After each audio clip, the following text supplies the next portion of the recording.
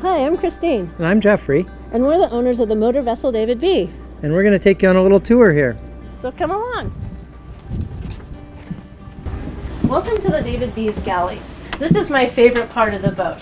Not only because it's where I spend all of my time cooking, but it's also because where we can sit 8 people at the table, we share all of our meals together and lots of stories.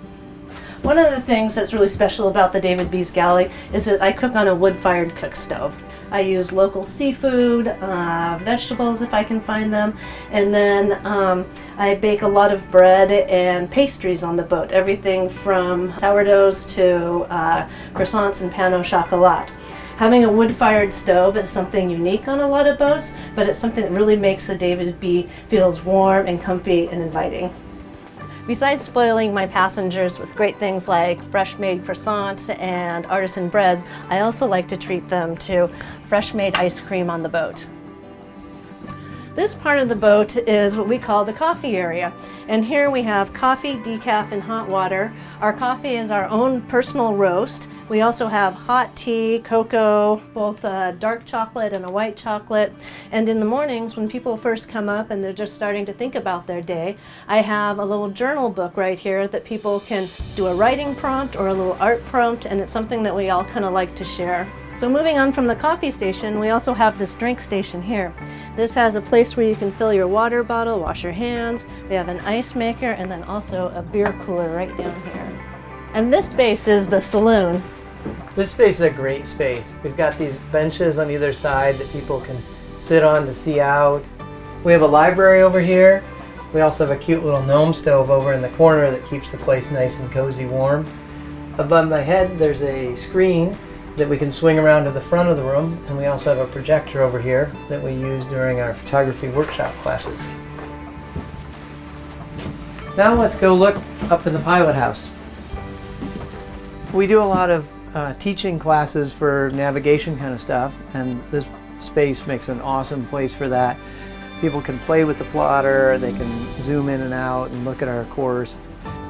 When we built this, we jokingly called this the captain's seat over here, and I never sit in it because there's always at least one person, one guest sitting in it, usually 3 back here on this side. A lot of times in the evenings, this spot up here is really calm and nice to be in when we aren't actually underway. People come up here and sit and drink a glass of wine, stare out the window at the beautiful scenery. Now we're going to go down and look at the staterooms down below.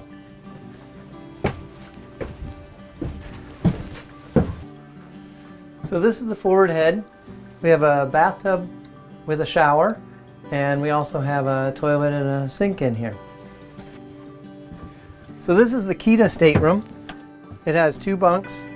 They have their own little sink, and they have a head over here. The next cabin back is the Chinook cabin. This cabin has a convertible bunk. It can be either made up in the twin bunk arrangement like it's in now, or we can move this lower bunk up and make it into a queen size bunk. The next cabin back here is the sockeye cabin. This one always has a queen size bed, and then they have a head over here and they have their sink in the head over here. So the next one back here is the coho cabin. They have the same split bunk that can also be made up into a queen size bed, and then over on this side they have a head with a little sink. Now we're in the engine room. This is our main engine from 1929, the original engine in the boat. It's a 3-cylinder Washington S-step.